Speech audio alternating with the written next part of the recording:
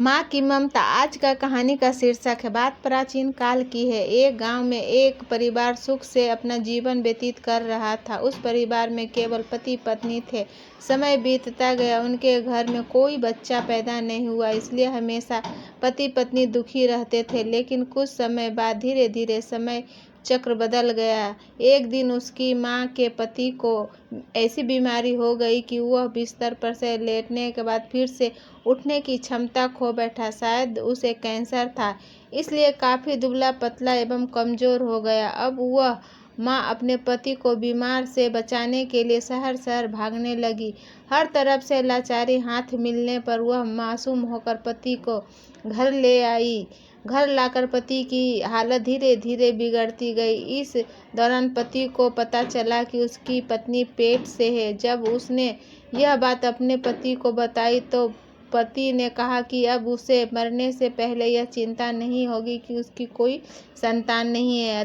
अब यदि मर भी जाऊं तो यह बच्चा जन्म लेगा और आपके जीवन का सहारा बनेगा और आपके बुढ़ापे की छड़ी बन जाएगा। तुम अपना जीवन बच्चे के साथ व्यतीत करना। और यह सब कहकर पति ने अपने प्राण त्याग दिए।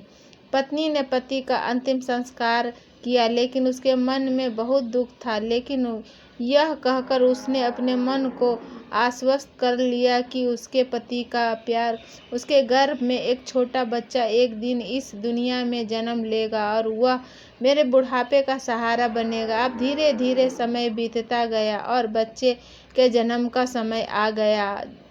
तब उस माँ ने एक पुत्र को जन्म दिया। माँ अब पूरी तरह से उन पर निर्भर थी और बच्चे का पालन पोषण करती रहती थी। धीरे धीरे अब बच्चा उनका बेटा 5 साल का हो गया, इसलिए माँ ने अपने बेटे को एक स्कूल में पढ़ने के लिए भेज दिया। माँ की ममता विलक्षण होती है, इसलिए माँ अपने बेटे से बहुत प्यार करती थी। माँ अपने बच्चे का दर्द नहीं देख सकती थी, इसलिए माँ उस बच्चे का दुख एवं दर्द स्वयं उठाती थी। अमीर लोगों के घरों में काम करके कुछ पैसे बचाती थी। वह बेटे की हर मांग पूरी करती थी। धीरे धीरे बेटा बड़ा हुआ और उसके उस गांव से बाहर शहर में पढ़ने के लिए भेज दिया।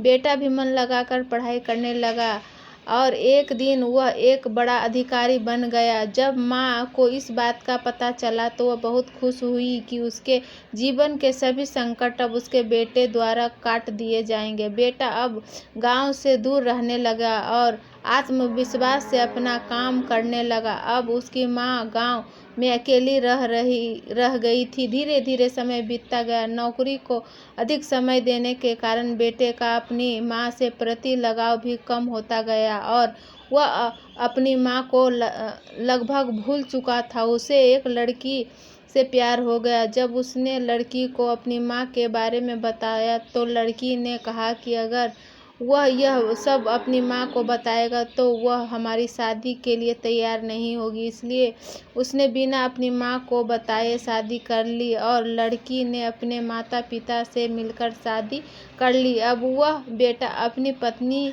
के प्यार में इतना फंस गया कि वह अपनी माँ के सारे कष्ट भूल गया।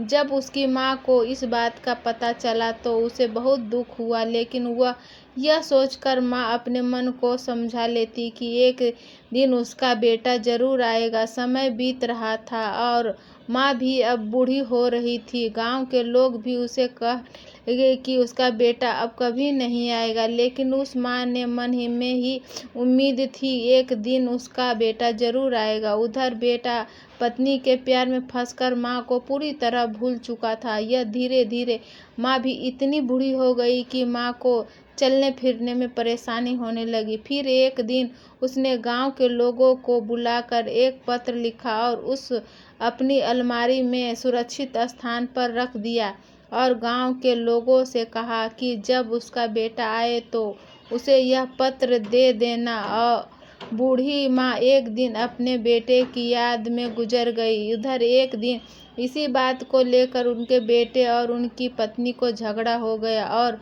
उसकी पत्नी ने उसे हमेशा के लिए छोड़ दिया। अब बेटे को अपनी माँ की याद आई और एक दिन वह गांव आया। गांव में आकर उसे पता चला कि उसकी माँ अब इस दुनिया में नहीं रही और लोगों ने उससे बहुत बुरा भला कहा कि तेरी याद में तेरी माँ मर गई, तुम्हारे नाम एक चिट्ठी रख गई है। बेटे ने जब वह चिट्ठी खोलकर देखी तो उस चिट्ठी में माँ के उस दर्द भरे जीवन का सारा दर्द लिखा था और अंत में लिखा था कि बेटा, अगर मेरे कारण आपको पारिवारिक जीवन में कोई बाधा आती है तो मैं जीवन भर आपके अलग रहूंगी। बेटे को अपनी माँ के प्यार का एहसास हुआ और उसने अपनी गलती का पश्चाताप किया।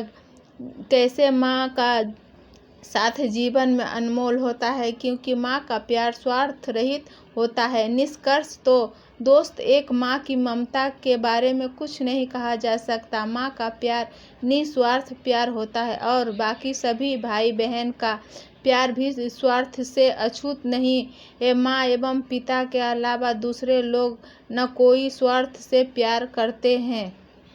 नमस्कार।